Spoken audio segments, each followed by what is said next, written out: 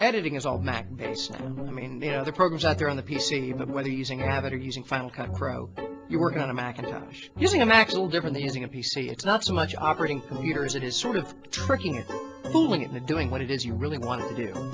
You kind of have to sneak up on a Mac. I don't feel like I'm operating the Mac so much as I'm just there sharing the Mac experience. And if I can do something useful while the Mac is willing, so much the better. One of the coolest features of the Macintosh is it's really easy to shut down. All you have to do is be using a piece of software and then poof, it goes away. It's gone. It's shut down. You didn't push any buttons. You didn't close. You didn't even save. It's just gone. Unless you want to shut down a Mac. Oh, that's a whole other story. I mean, you try to close a program and it locks up, and then you do that funny, what is it, the cloverleaf period thing? But unnatural and ultimately useless interrupt key.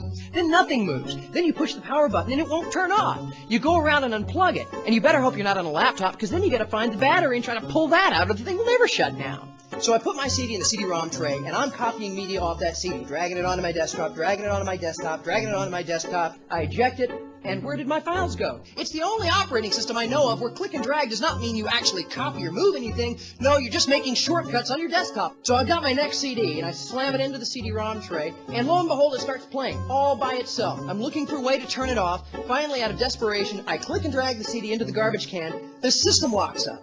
So I go to the cloverleaf period spacebar thing, hoping I can stop the program, and I get a little caution window saying, careful, interrupting this program may lock up the system.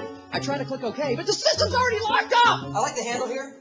That's so you can attach a chain and use it as a boat anchor! The Mac is practicing some kind of bizarre psychological warfare on me because I'm working late at night. Out the corner of my eye, I keep seeing this thing jumping up and down.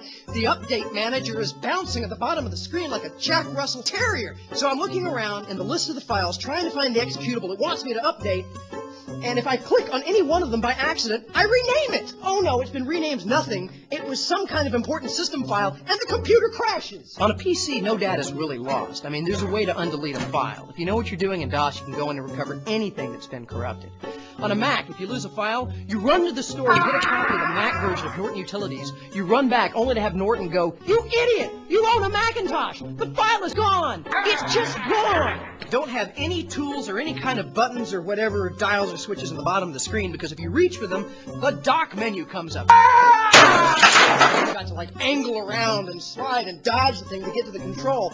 It's kind of like boxing with your computer. I can put it on the bottom, I can put it on the left, I can put it on the right. No, I can't put it on the top. That's reserved for the mighty Blue Apple.